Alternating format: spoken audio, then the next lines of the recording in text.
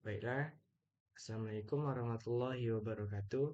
Perkenalkan, nama saya Dewa Diba Juanda dengan NPM 233510674 dari kelas 6B Teknik Informatika Universitas Riau. Pada kesempatan kali ini, saya akan mempresentasikan proyek UAS mata kuliah implementasi dan pengujian perangkat lunak yang berjudul Sistem Penginputan dan Pengelolaan Arsip Perusahaan Berbasis Web. Nah, proyek ini saya buat karena masih banyak perusahaan yang mengelola arsip secara manual. Hal tersebut menyebabkan pencarian dokumen menjadi lambat, risiko kehilangan data meningkat, dan juga sulit untuk mengetahui arsip yang sudah melewati masa retensi. Oleh karena itu, saya membangun sebuah sistem berbasis web yang dapat membantu proses pengelolaan arsip secara digital sehingga penyimpanan data menjadi lebih rapi, aman, dan mudah dicari.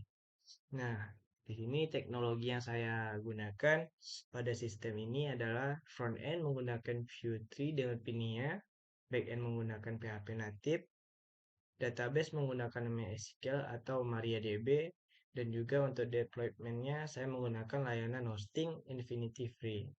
Nah, sistem ini juga menggunakan arsitektur client server sehingga front end dan back end saling berkomunikasi melalui REST API. Bisa kita baca sedikit untuk latar belakangnya. Nah, arsip merupakan aset informasi yang sangat penting bagi kelangsungan operasional sebuah perusahaan maupun instansi.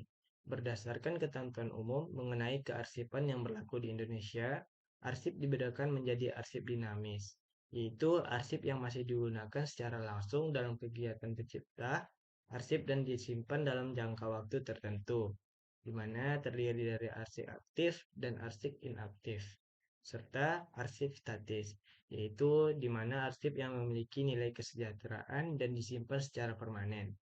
Setiap arsip memiliki masa retensi atau jangka simpan tertentu sebelum dapat dipertimbangkan untuk dimusnahkan, sesuai dengan jadwal retensi arsip atau JRA yang ditetapkan oleh masing-masing organisasi. Nah, kurang lebih begitu. Dan untuk manfaatnya, nah laporan ini diharapkan dapat menjadi referensi mengenai penerapan konsep, pengelolaan arsip digital, perencanaan basis data relasional, serta penerapan konsep pengujian perangkat lunak atau software testingnya pada studi kasus pengembangan sistem informasi berbasis web. Bagi perusahaan, proyek ini bisa membantu proses transformasi pengelolaan arsip dari manual menjadi digital, sehingga mempercepat proses pencarian dokumen dan pemantauan masa retensi. Bagi pengguna umum, sistem ini dapat diadaptasi oleh berbagai jenis organisasi, di mana yang berisi perusahaan swasta, instansi pemerintah, maupun lembaga pendidikan yang membutuhkan pengelolaan arsip dengan kebutuhan klasifikasi dan retensi yang serupa. Bagi penulis, menjadi sarana penerapan ilmu pengembangan perangkat lunak secara utuh, mulai dari analisis, kebutuhan, hingga proses deployment ke lingkungan produksi. Nah, langsung saja kita masuk ke laman webnya.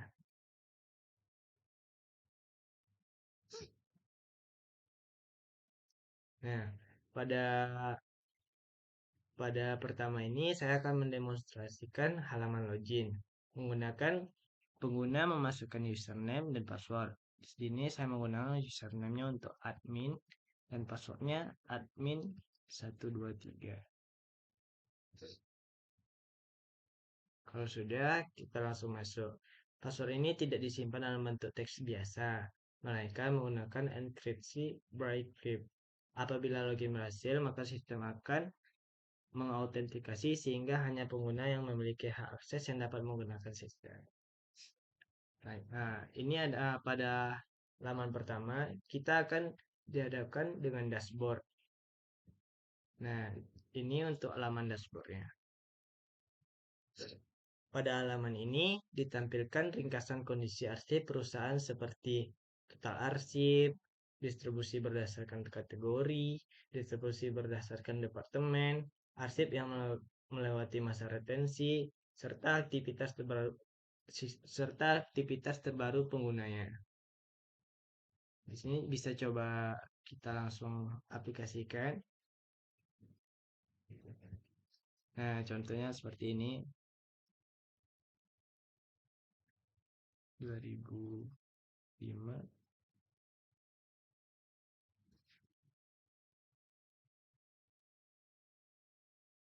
tanggal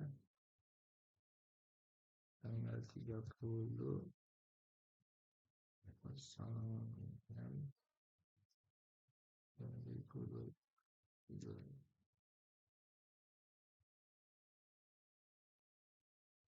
Judulnya implementasi perangkat lunak. Dan untuk kategorinya ya ini ada 5 macam. Yang pertama dokumen pajak, invoice, kontrak kerja, laporan tahunan, dan surat keputusan. Nah, ini untuk pemilihan departemennya bisa ada 4 pilihan. Yang pertama keuangan. Di sini kita ambil keuangan aja. Sifat arsipnya di sini ada 3, yang biasa, penting, dan juga rahasia. Kita ambil yang biasa aja. Lokasi simpannya, misalnya kita taruh di rak 3, rak 3 box 09 folder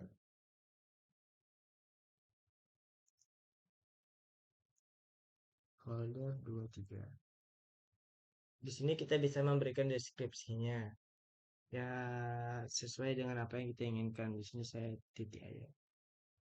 Nah, untuk pendukungnya di sini bisa kita masukkan misalnya sebagai contohnya kita akan masukkan yang ada di laptop saya.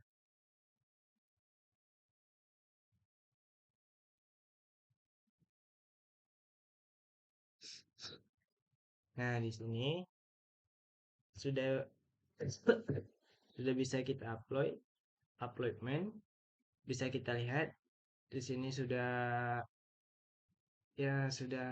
berjalan lah bagaimana arsip jadi kita gunakan dan masuk ke dalam data arsipnya.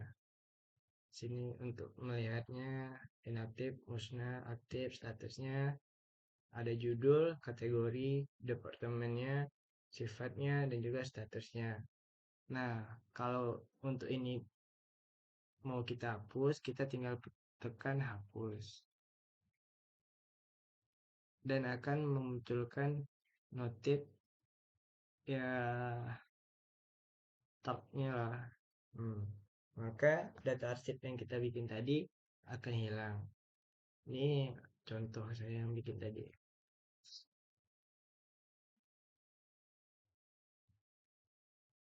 Pada laman data arsip ini, menu merupakan fitur utama dari aplikasi, di mana di sini pengguna dapat menambahkan arsip, mencari arsip, melakukan filter, mengubah data, mengubah status, dan juga menghapus arsip sesuai hak akses pengguna. Seperti saya lakukan tadi. Sistem juga memberikan penanda apabila terdapat arsip yang sudah melewati masa retensi. Selanjutnya, ada kategori arsip. Nah, saat memilih tambah arsip, pengguna mau menu berikutnya ini kategori arsip, di mana administrator dapat menentukan kategori beserta masa retensi setiap kategori.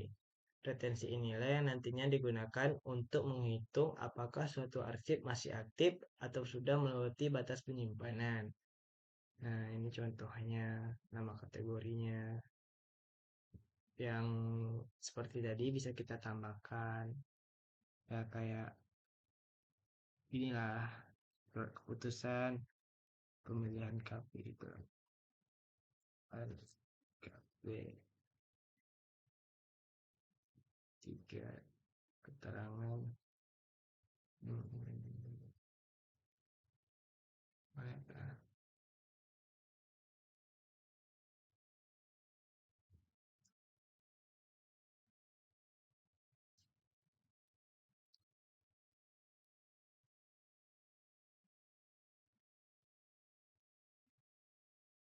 Nah, di sini bisa kita lihat kategorinya bertambah, dan apabila kita membuat data arsip baru pada kategori ini. Nah, di sini sudah bisa kita lihat aplikasinya berjalan sesuai apa yang kita isi tadi pada kategori arsip, di mana pemilihan KP sudah masuk pada dalam menu kategori. Nah, selanjutnya kita masuk pada laman departemen. Nah, menu ini hanya dapat diakses oleh admin, di mana administrator dapat menambahkan akun baru, mengubah data pengguna, menentukan role admin atau staff, dan mengaktifkan maupun menonaktifkan akun. Ya, sebagai contohnya, di sini saya sudah membuat 4 kode, juga nama departemen dan juga keterangannya.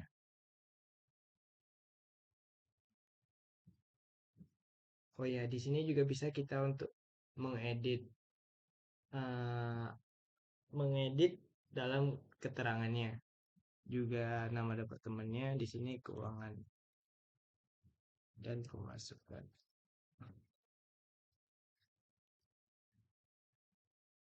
Sini coba kita jalankan apakah ini berjalan atau tidak. Nah, di sini bisa kita lihat untuk nama departemennya yang tadi keuangan. Di sini apabila kita update juga menambahkan nama dan pemasukan. Kalau untuk laman dashboardnya, mari kita lihat.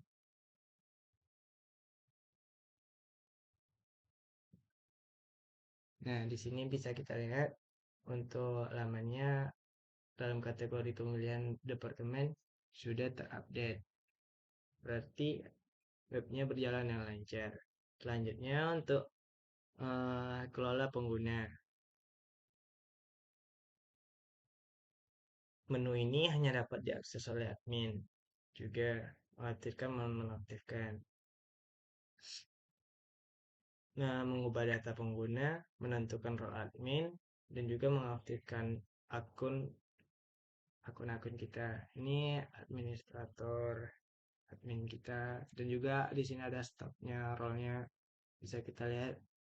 Di sini saya bikin Septa, dan username-nya Septa plus TU plus Ryu, passwordnya Septa, role-nya staff.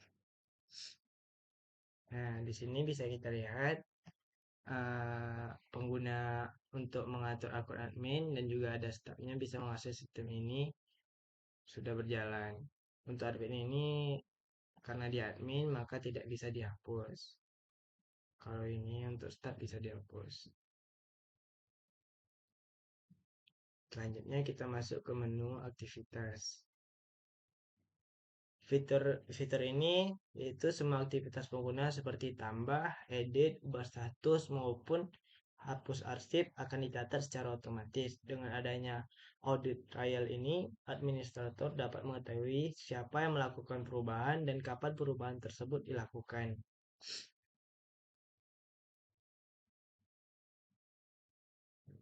Nah, ya seperti itu. Untuk pengujiannya, pada tahap pengujian ini saya menggunakan metode black box testing.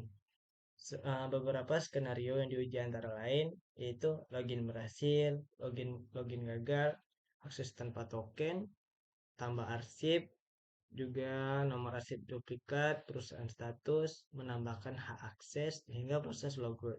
Seluruh skenario pengujian ini berhasil sesuai dengan hasil yang diharapkan. Coba kita keluar. Nah, di sini bisa jalan. Tidak.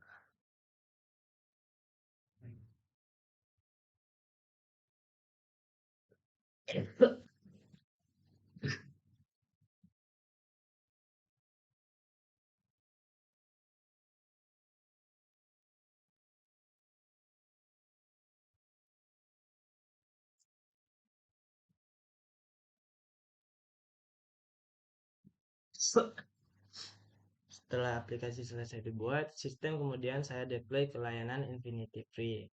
Pada awalnya, saya mengalami kendala course karena front-end dan back-end berada pada domain yang berbeda. Masalah ini saya selesaikan dengan menempatkan front-end dan back-end pada domain yang sama sehingga komunikasi dapat berjalan dengan baik. Eh, Kurang lebih hanya segitu yang bisa saya sampaikan. Ya, sebagai kesimpulan, sistem penginputan dan pengelolaan arsip perusahaan berhasil dibangun dengan menggunakan Vue 3, PHP Native, dan MySQL.